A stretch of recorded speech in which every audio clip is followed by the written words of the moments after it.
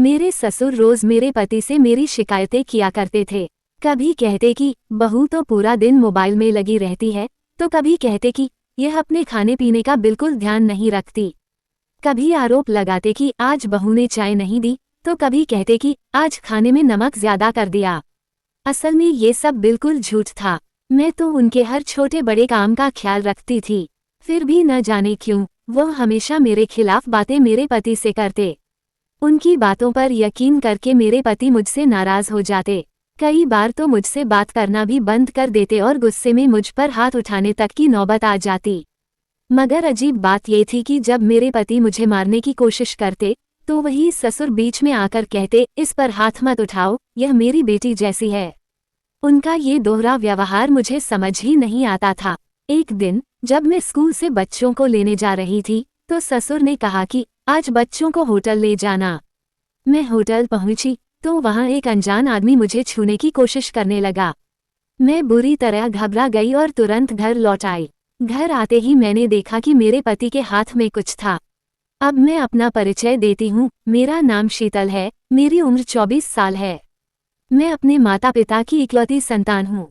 कुछ साल पहले मेरे पिता का निधन एक सड़क दुर्घटना में हो गया था। उस समय मैं कॉलेज में BA कर रही थी। मेरे कॉलेज का एक लड़का सुमित मुझे पसंद करता था, लेकिन मुझे इस बात का बिल्कुल अंदाजा नहीं था। जैसे ही मेरा BA पूरा हुआ, सुमित अपनी माँ को रिश्ता लेकर मेरे घर भेजा। जब उसकी माँ ने आकर मेरी माँ से शादी का प्रस्ताव रखा, तो हम दोनों, मैं और मेरी माँ, हैरान रह गए। माँ को ये रिश्ता अच्छा लगा और उन्होंने मेरी शादी सुमित से कर दी। शुरुआत में सब कुछ बिल्कुल सही चल रहा था। सुमित मेरा बहुत ख्याल रखते थे, मुझसे बेहद प्यार करते थे।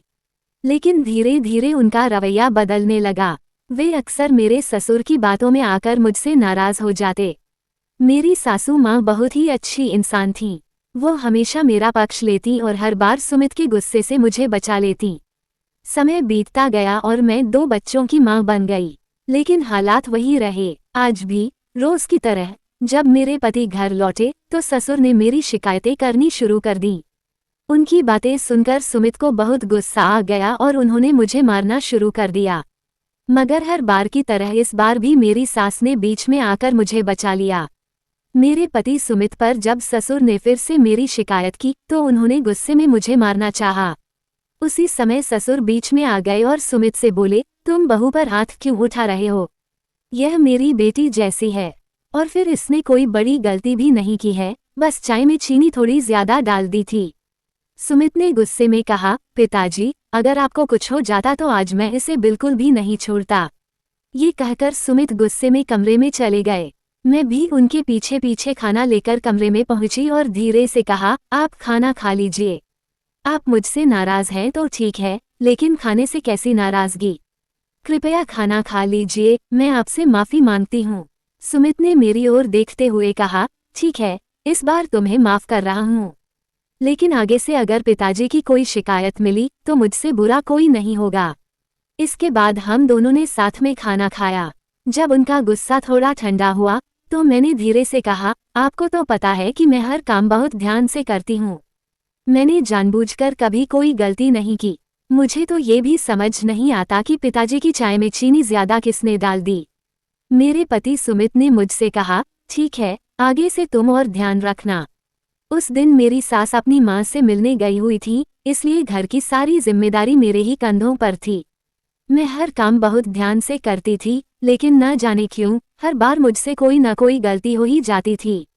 मुझे समझ नहीं आता था कि मेरे साथ यह सब क्यों हो रहा है। अगली सुबह जब मैं उठी, तो सबसे पहले घर का सारा काम निपटाया। तभी ससुर ने मुझे रोका और कहा, आज मेरे कुछ दोस्त आ रहे हैं, उनके लिए खाना बना दो।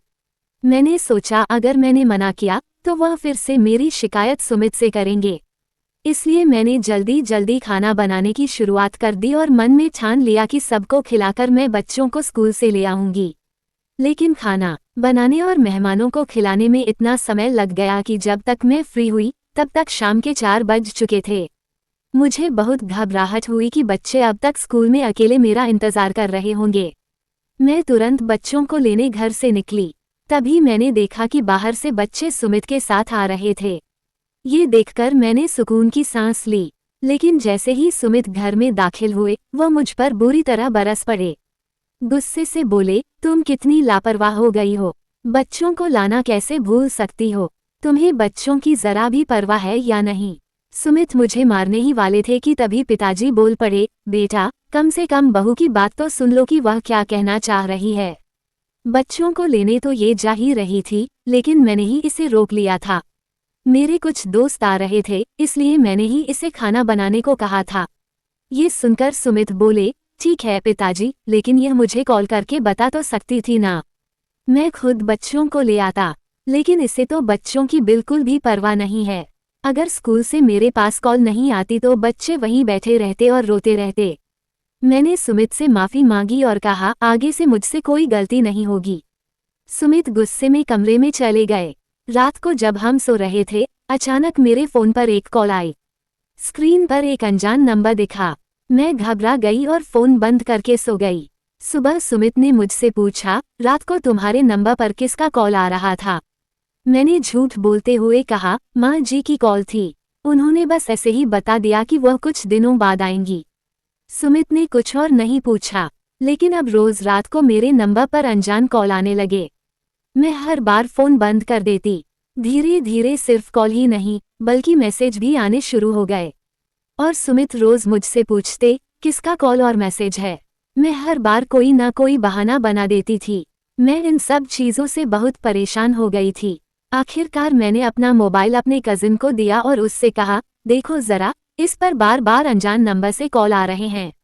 कोई मुझे लगातार परेशान कर रहा है। तुम प्लीज इस नंबर पर बात करके पता करो कि ये कौन है और क्यों ऐसा कर रहा है। लेकिन ध्यान रखना, इस बारे में अपने भाई सुमित को कुछ भी मत बताना।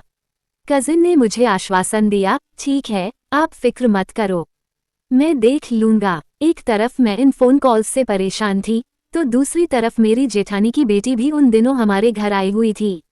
उसकी पूरी जिम्मेदारी भी मुझ पर ही थी। लेकिन वह लड़की सारा दिन घर से बाहर रहती। सुबह कहती, मैं अपनी दोस्त के पास जा रही हूँ, और फिर शाम तक लौटती। मुझे समझ नहीं आता था कि वह कहाँ जाती है और क्या करती है। मन ही मन डर लगा रहता था कि कहीं वह मुझे किसी बड़ी मुसीबत में न फंसा दे। एक दिन जब मैं कमरे में बैठी थी, तो मेरे ससुर मेरे पास आए और बोले, बहू, तुम्हें सुमित से डरने की कोई जरूरत नहीं है। मैं तुम्हारे साथ हूँ। अगर वह तुम्हें कुछ कहे या मारे, तो डरना मत। अगर सुमित मेरा बेटा है, तो तुम भी मेरी बेटी जैसी ही हो। उनकी बातें सुनकर मैं हैरान रह गई। मेरे मन में यही ख्याल आया कि अरे, यही तो हमारी लड़ाई करवाते हैं। इन्हीं की शिकायतों की वजह से तो सुमित मुझ पर हाथ उठाने लगते हैं। फिर आज यह इतने अच्छे से मुझसे बात क्यों कर रहे हैं। इतने में बाहर से अचानक सुमित के चीखने चिल्लाने की आवाजें आने लगीं। मैं और पिताजी जल्दी से उठकर बाहर की तरफ गए। वहां जाकर देखा तो सुमित मेरी जेठानी की बेटी पर गुस्सा कर रहे थे। मैंने सुमित से पूछा, क्या हुआ, आप इस पर गुस्सा क्यों कर रहे हो। लेकिन सुमित ने उल्टा मुझे ही डांटना शुरू कर दिया। सुमित गुस्से में मुझसे कहने लगे, सारी गलती तुम्हारी ही है। अगर तुम घर का ठीक से ध्यान रखती तो आज ये सब होता ही नहीं। मैंने घबराकर कहा, आखिर हुआ क्या है, आप साफ साफ बताइए तो सही। सुमित ने जवाब दिया, तुम्हें पता भी है ये रोज कहाँ जाती है। ये किसी लड़के से मिलने बाहर जाती है, और तुमने मुझे आज तक ये बात नहीं बताई। उल्टा तुम इसका साथ दे रही हो। मुझे तो लगता है कि तुम भी इसके साथ मिली हुई हो।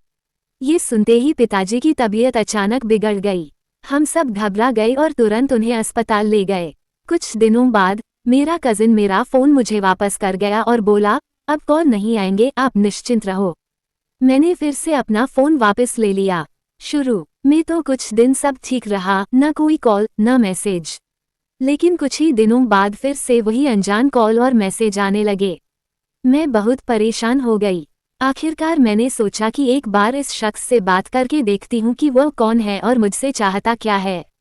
एक रात जब फिर कॉल आई तो मैंने रिसीव किया और गुस्से में कहा, कौन हो तुम और मुझसे आखिर चाहते क्या हो। उधर से आवाज आई, मैं तुमसे मोहब्बत करता हूँ और तुमसे शादी भी करना चाहता हूँ। मैं हैरान रह गई और बोली, क्या तुम्हारा दिमाग खराब है। मैं एक शादीशुदा औरत हूँ। ये सुनकर उसने हंसते हुए कहा, मुझे तुम्हारी शादी से कोई एतराज नहीं है, तुम मेरे साथ भाग चलो। मैंने गुस्से में उसे खूब सुनाया और तुरंत फोन काट दिया। मैं ये बात अपने पति सुमित को भी नहीं बता सकती थी क्योंकि वह पहले से ही मुझ पर शक करते थे। मैंने सोचा क्यों न मैं ये बात अपने ससुर जी को बता दूं, हो सकता है वे कोई हल निकाल दें। मैंने अपने ससुर को पूरी घटना बताई। वे मेरी बात सुनकर बहुत परेशान हुए और बोले, तुमने अच्छा किया कि तुमने सुमित को कुछ नहीं बताया। फिक्र मत करो बेटी, मैं कुछ न कुछ करूंगा। उसके बाद मैंने अपना नंबर बदल दिया, पर कुछ दिनों के बाद अजीब बात हुई। न जाने ये शख्स मेरा नया नंबर कहाँ से पा गया और उस पर भी कॉल और मैसेज करने लगा। मुझे समझ नहीं आ रहा था कि यह सब कब तक छिपा कर रखूंगी। एक दिन जब मैं बच्चों को स्कूल से लेने जा रही थी, तभी रास्ते में उसी शख्स की कॉल आई। उसने कहा, तुम्हें स्कूल जाने की कोई जरूरत नहीं है, तुम्हारे बच्चे मेरे पास हैं, तुम यहाँ मेरे होटल पर आ जाओ। मैंने जोर से इनकार कर दिया, तो उसने धमकी दी, अगर तुम मेरे पास नहीं आई तो मैं तुम्हारे बच्चों को नुकसान पहुंचा दूंगा। ये सुनकर मैं डर गई। मैंने बिना देरी किए सीधे होटल की तरफ दौड़ लगाई ताकि अपने बच्चों को वहां से सुरक्षित निकाल सकूं। जब मैं होटल पहुंची तो वहां एक आदमी खड़ा था, जिसके पास मेरे बच्चे थे। उसने अपना चेहरा नकाब से ढक रखा था, इसलिए मैं उसे पहचान नहीं पाई। मैंने बच्चों से घबराकर पूछा, क्या तुम इन अंकल को जानते हो? बच्चों ने मासूमियत से कहा, नहीं मम्मी, हम इन्हें नहीं जानते, लेकिन अंकल बहुत अच्छे हैं, इन्होंने हमें चॉकलेट और आइसक्रीम दिलाई। वो आदमी मेरी तरफ बढ़ते हुए बोला, मैं तुमसे शादी करना चाहता हूँ, तुम मुझसे शादी कर लो, मैं तुम्हें बहुत खुश रखूंगा। मेरे बच्चे उसके पास थे, इसलिए मैं उस समय कुछ कह भी नहीं पाई। डरते डरते मैंने किसी तरह अपने बच्चों को अपनी ओर खींचा और उन्हें लेकर तुरंत घर की तरफ निकल गई। पूरे रास्ते मेरा दिल जोर जोर से धड़क रहा था और मैं बुरी तरह सहमी हुई थी। जैसे ही घर पहुंची, देखा कि दरवाजे पर मेरे पति सुमित गुस्से में खड़े मेरा इंतजार कर रहे थे। उनका चेहरा लाल हो रहा था और घर के बाकी लोग भी वहां मौजूद थे। सबको देखकर मुझे ऐसा लगा जैसे मैं कोई बड़ा पाप करके घर लौटी हूं, जबकि मैंने कुछ भी गलत नहीं किया था। मैं उस आदमी को तो जानती भी नहीं थी, मैंने सिर्फ अपने बच्चों की वजह से उसके पास जाकर उनसे चिपका लिया था। फिर भी मेरा कोई कसूर नहीं था।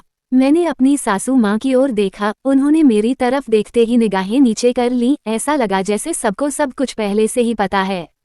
जैसे ही मैं घर के अंदर घुसी, सुमित ने मुझे थप्पड़ मार दिया। फिर उन्होंने मुझे कुछ तस्वीरें थमा दी। जब मैंने ध्यान से उन तस्वीरों को देखा तो मैं हक्का बक्का रह गई। उन तस्वीरों में मैं नहीं थी, बल्कि किसी और औरत का बदन था और उस पर मेरे ही चेहरे की तस्वीर जोड़ी गई थी।